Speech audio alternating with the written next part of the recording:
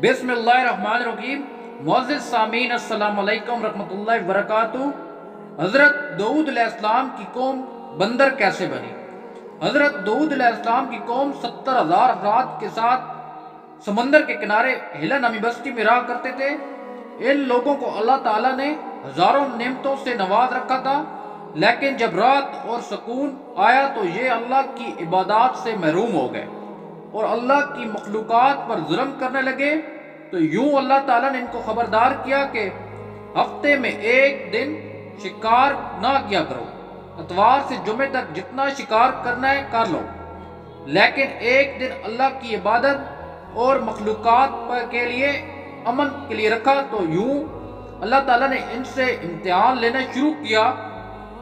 तो इतवार से लेकर जुमे तक मछलियाँ पकड़ने लगते, तो मछलियाँ ज़्यादा मिकदार में ना आती, तो हफ्ते के दिन समुंदर को देखते तो इनको मछलियाँ ज़्यादा नजर आने लगती। उन लोगों में एक शख्स को शैतान ने वर्गलाया कि परेशान क्यों होते हो, मेरी तरकीब पर अमल करो, तुम शिकार से कभी महरूम नहीं रहोगे।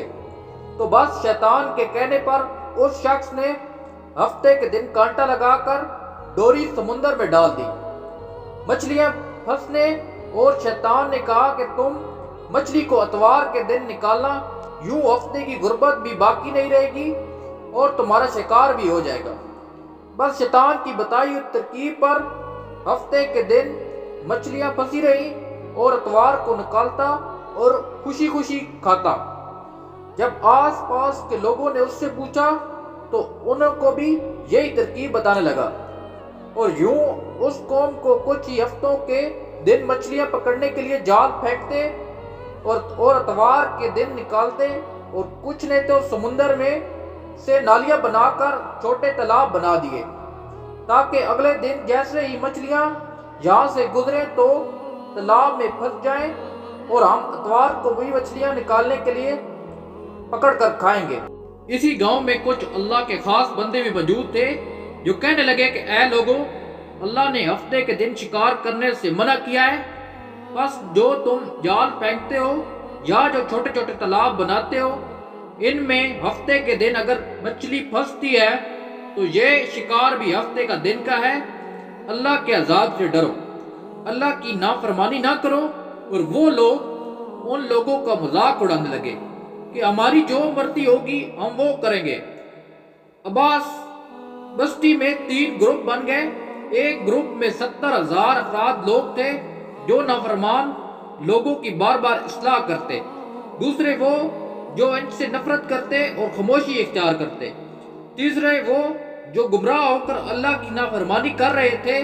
तो यूं इन एक बंदे ने इस बस्ती को बीच में से एक दीवार बनाकर खड़ी कर दी और ये नाफिज कर दिया कि अल्लाह की नाफरमानी करने वाले इस तरफ हो जाएं और जो अल्लाह के फरमाबरदार हैं वो इस तरफ रहेंगे। वो सारे लोग बार बार इससे कहते रहे कि ऐ लोगों, अल्लाह से डरो। कौम समूद और कौम लूत का जो अशर हुआ है उसको याद करो और अल्लाह की नाफरमानी ना करो, वरना तुम पर भी कोई अजाब आ जाएगा। वो सारे नाफरमान जिनकी तादाद 12,000 थी हंसते रहते, ये तो सब किताबी बातें हैं, हम पर कोई अजाब नहीं आएगा। बस जैसे ही वो 2 ग्रुपों में तकसीम हो गए तो एक जो अल्लाह के फरमाबरदार थे वो दीवार की तरफ थे और जो दूसरे नाफरमान वो दीवार के दूसरी तरफ थे। नाफरमान पूरी रात हंसते और मजाक उड़ाते रहते और वो अल्लाह के खास बंदे दीवार की इस तरफ अल्लाह ताला से माफ़ी मांगते। जैसे ही सुबह हुई वो नेक उठे तो उन्होंने दीवार की दूसरी तरफ किसी इंसान की आवाज़ नहीं सुनी। जैसे ही दीवार की दूसरी तरफ चढ़कर देखा तो सारे के सारे लोग बंदर की शक्ल में तब्दील हो चुके थे और वो बंदर की तरफ हरकतें कर रहे थे। और जो लोग दीवार से इन बंदरों को देखने लगे तो उनमें से जो लोगों के रिश्तेदार थे उन्होंने अपने बंदरों को कपड़ों से पहचानना शुरू किया और वो चीख चीख कर रोने लगे और अल्लाह से माफ़ी मांगने लगे।